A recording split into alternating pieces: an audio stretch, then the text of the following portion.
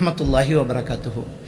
ஆயிஷா ரலியல்லாஹு தஆலா அவர்கள் அறிவிக்கின்றார்கள், நபிகள் நாயகம் ஸல்லல்லாஹு அலைஹி வஸல்லம் அவர்கள் மனிதர்களிலேயே நபிகள் நாயகம் ஸல்லல்லாஹு அலைஹி வஸல்லம் அவர்கள் மிகவும் வாரி வழங்கக்கூடியவராக இருக்கிறார்கள்.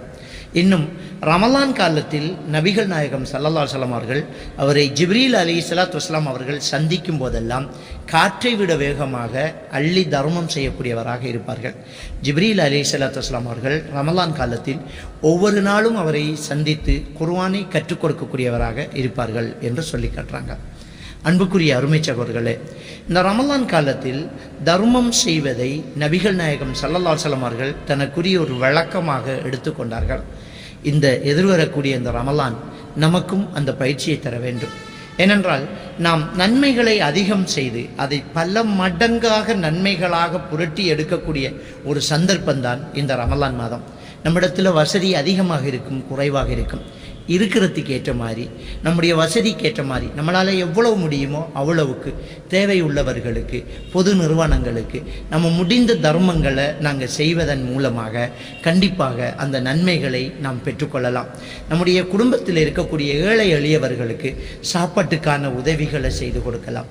குறிப்பாக நம்முடைய நாட்டை பொறுத்த வரைக்கும் அரிசி என்பது ஒரு முக்கியமான ஒரு உணவு. அந்த அரிசி நம்ம தர்மமாக கொடுக்கலாம்.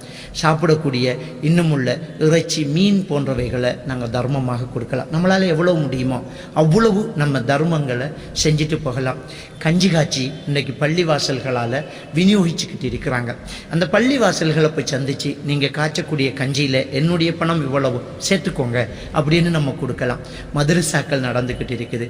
அந்த மதரசாக்களில் இருக்கக்கூடிய மாணவர்களுக்கு இஃப்தாருக்கோ சஹருக்கோ நீங்கள் உணவு தேவைகளோடு இருப்பீங்க, பொருளாதார வசதிகள் உங்களுக்கு தேவைப்பட்டிருக்கும்.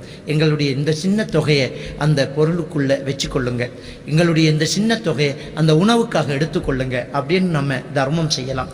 எது எப்படியோ நம்ம தர்மங்கள் செய்யும்போது அல்லாஹ் நம்முடைய உள்ளத்தை அறிந்தவன். நம்ம உள்ளம் ஊறுக அல்லாஹ்வுக்காக வேண்டி எவ்வளவு முடியுமோ அவ்வளவு நம்ம தர்மம் செய்வதன் மூலம் அல்லாஹ் நமக்கு இன்னும் நம்முடைய சொத்துக்களை அபிவிருத்திகளை தந்துக்கிட்டே இருப்பான்.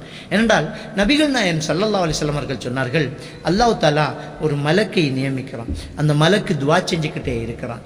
எப்படி துஆ செய்கிறாங்கன்னு சொன்னால், யா அல்லாஹ், இன்றைக்கு யாரெல்லாம் உனக்காக தர்மம் செய்கிறார்களோ அவர்களுக்கு இன்னும் அதிகப்படுத்தி கொடு, யாரெல்லாம் கஞ்சத்தனம் காட்டுகிறார்களோ அவர்களுக்கு அழிவை கொடு, அப்படி என்று ஒவ்வொரு நாளும் ஒரு மலக்கு பிரார்த்தனை செய்து கொண்டிருக்க நியமிக்கப்படுகிறார்.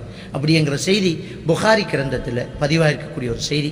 எனவே நாம் கொடுக்க கொடுக்க நம்முடைய செல்வம் இன்னும் அதிகமரிச்சுக்கிட்டே இருக்கும், அதிகமாயிட்டே இருக்கும். இந்த ரமலானில் முடிந்த அளவு நாங்கள் தர்மங்களை இந்த நிறுவனங்களுக்கும் தனிநபர்களுக்கும் ஏழை எளியோர்களுக்கும் நாங்கள் செய்யும்போது கண்டிப்பாக அந்த நட்பாக்கியங்களை நாங்கள் பெற்றுக்கொள்ளலாம்.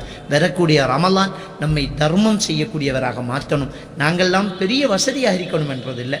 நமக்கு எவ்வளவு முடியுமோ அவ்வளவு, நம்ம எவ்வளவு கொடுக்கலாமோ அவ்வளவு நம்ம கொடுத்து கொடுத்து கொடுக்கக்கூடிய பழக்கத்தை நம்ம இருக்கணும். அல்லாஹ் கிட்ட துஆ கேட்கணும், யா அல்லாஹ் எனக்கு நிறையத்தா, நான் நிறைய தர்மம் செய்யணும் என்று கேட்டுக்கிட்டே இருப்போம்.